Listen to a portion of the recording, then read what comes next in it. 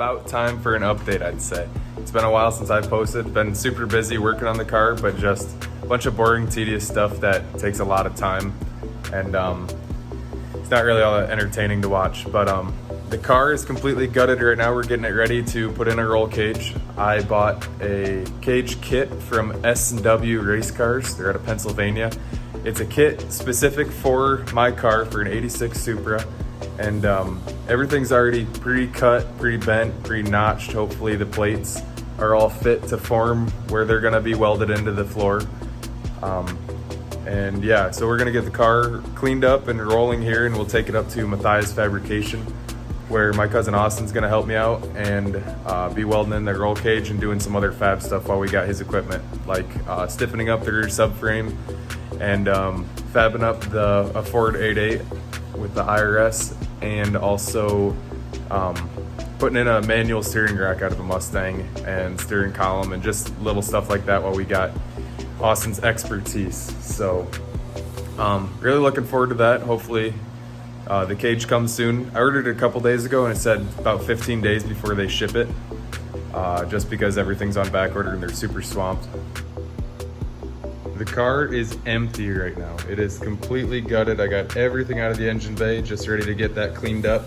But first thing I've been working on right now is getting all the sound deadening out. I ripped all the interior, the dash. I mean, it is gutted. I'm keeping the door cards in, the door panels and everything, except for I will be taking out the speakers of the doors just to save a little bit of weight. But I want to keep those cards in so that when we fit in the roll cage, we make sure these doors shut and everything's factory appearing on the sides. So the interior will be going in after the cage is in. So I want it to look pretty normal. It's just got a 750 cage in it.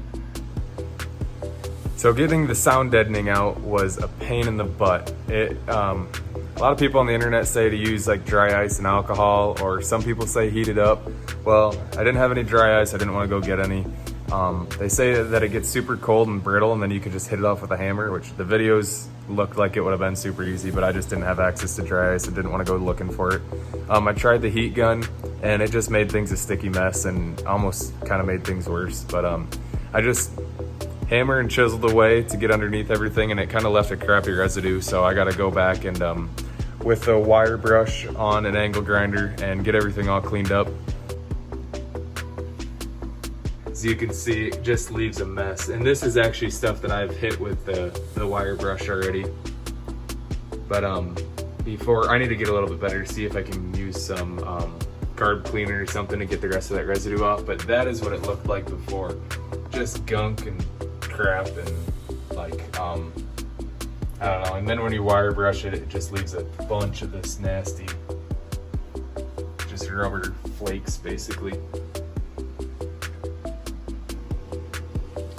The trunk is all gutted too. Everything's out of there. Spare tires out. I got the fuel tank out from underneath.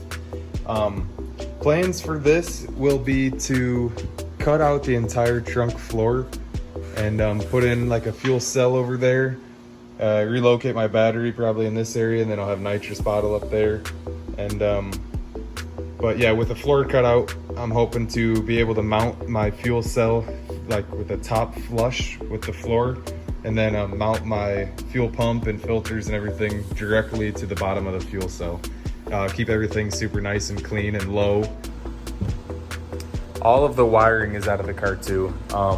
That is in a pile on the floor, weighs probably 30 or 40 pounds. There's so many wires in there. For 1986, I guess this thing had all the bells and whistles. It was kind of a luxury car, I guess, with climate control and power seats and like retractable antenna and just a bunch of fancy stuff that I don't need, that I don't want. So all the wiring's ripped out. I plan on rewiring the whole car and simplifying everything rather than going through the whole harness and just taking out and picking through, keeping the stuff I need and taking the other stuff out that I don't. It'd probably just be easier to individually wire things, clean it up, build a nice relay panel for under the dash, and just clean things up. That's gonna be a huge learning curve. I do not know what I'm doing. I've been kind of trying to watch some YouTube and figure out how to get a grasp on that, but I'm sure I'll figure it out, and it'll be a lot better once I get going and can start putting a pen to paper and start laying things out. So my garage has exploded with car parts, basically. Got the whole carpet floor there. There's the wiring harness just for the body. Ton of weight right there and just a nightmare of stuff. Got that all out. The fuel tank's out. The dash with more wiring. My headliner, just a stack of parts there.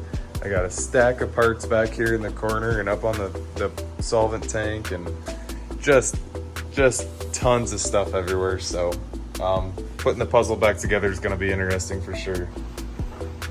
My engine should be done here in the next week or so, I'm hoping. I keep messaging and am in contact with Mark at Mazworks, and they're just way backed up, and I'm not pushing the envelope too hard.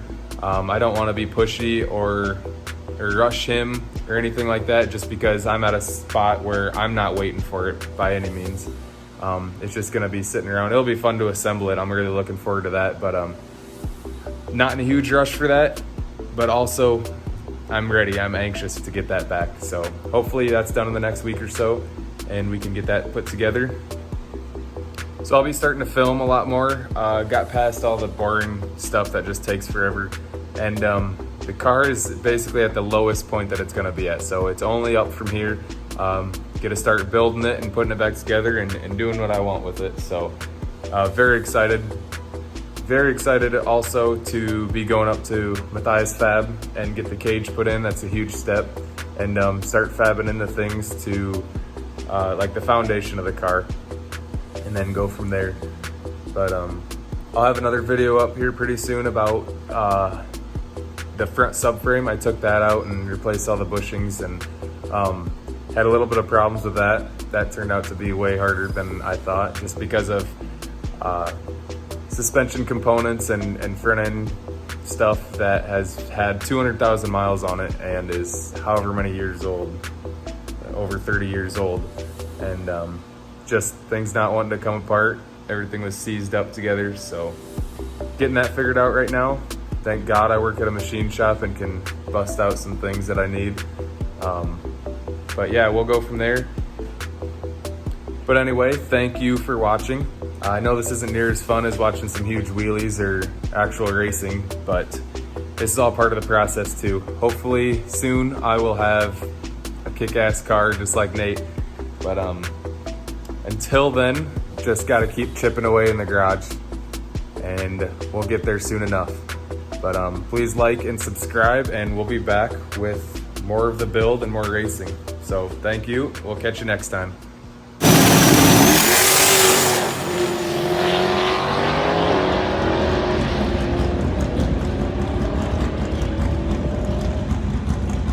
Fuck yeah! 8